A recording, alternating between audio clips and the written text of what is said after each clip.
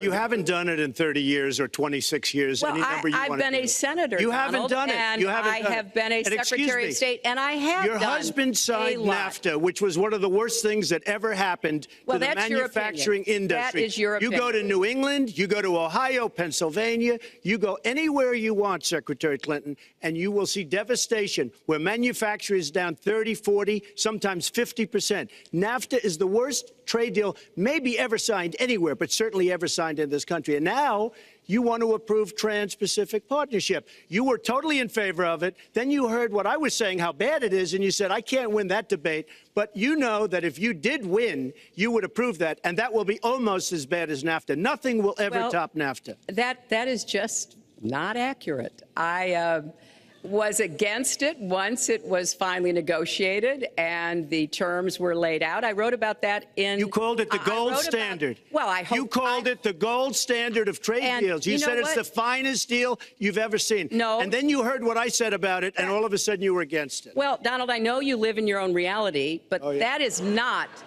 the facts. The facts are, I did say I hoped it would be a good deal, but when it was negotiated, which I was not responsible for, I concluded it wasn't. I wrote about that. So is it President Obama's fault? Is it President Obama's fault? Even announced. Look, there are Secretary, is it President Obama's fault? There are because he's pushing it. There are different views about what's good for our country, our economy, and our leadership in the world.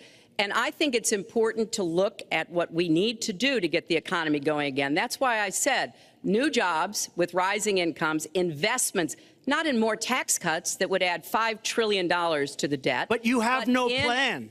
Oh, I do. Secretary, in fact, you have no plan. A book about it. It's called Stronger Together. You can pick it up tomorrow. That's about all you... Folks, at the bookstore or at an airport near you. We're going to move to...